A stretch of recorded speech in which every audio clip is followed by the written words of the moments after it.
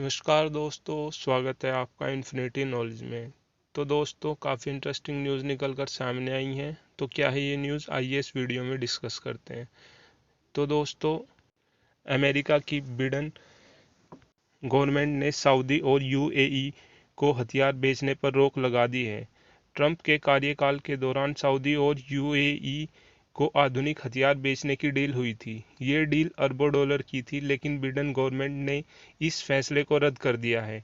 America के विदेश मंत्री के प्रवक्ता ने बुधवार को एक बयान में कहा है कि दोनों देशों को अमेरिका के हथियारों की बिक्री पर अस्थायी रूप से रोक लगाई गई है। अमेरिका के विदेश मंत्री एंटनी ब्लिंकन ने बुधवार को अपनी एक प्रेस ब्रीफिंग में कहा है कि यूएई और सऊदी हथियारों की बिक्री पर रोक इसलिए लगाई गई है ताकि हमारी रणनीतिक मकसद पूरा हो सके और हमारी विदेश नीति आगे बढ़ सके। बिडेन को सत्ता में आए सिर्फ एक हफ्ता हुआ है, लेकिन वे पहले ही साफ कर चुके हैं कि वे मध्य पूर्व को लेकर अमेरिका की विदेश नीति ट्रंप गवर्नमेंट से बहुत अलग होगी। बिडेन ने इस बात को भी संकेत दिया है कि अमेरिका अब यमन में हुती विद्रोहियों के खिलाफ सऊदी और यूएई के अभियान को समर्थन जारी नहीं रखेगा। अमेरिकी विदेश मंत्री ने सीनेट के सामने सुनवाई के दौरान कहा है कि यमन में हुती विद्रोहियों के खिलाफ सऊदी हमले की वजह से गंभीर मानव संकट खड़ा हो गया है। हुती विद्रोहियों को ईरान का समर्थन हासिल है और इस गठजोड़ के खिलाफ सऊदी और यूएई ने मिलकर यमन में युद्ध छेड़ रखा है।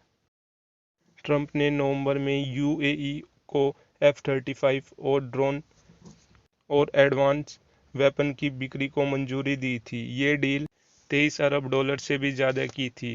अमेरिका के पूर्व विदेश मंत्री माइक पोम्पियो ने इस बात पर बयान जारी कर कहा है कि यूएई के साथ हम मजबूत रिश्ते का संकेत हैं। ईरान से बढ़ती खबरों के खिलाफ यूएई को अपनी सुरक्षा के लिए एडवांस वेपन की ज़रूरत है। जब ट्रंप ने सीनेट में यूएई को F-35 समेत एडवांस वेपन बेचने की सहमति दी थी, तो उस टाइम भी बिडेन की डेमोक्रेटिक पार्टी ने विद्रोह किया था। डेमोक्रेटिक पार्टी ने कई सदस्यों ने कहा था कि मध्य पूर्व में वेपन के लिए होड़ शुरू हो जाएगी। हालांकि इस डील को रोका नहीं जा सका। F-35 के अलावा अमेरिका यूएई को ड्रोन भी सप्लाई करने वाला था।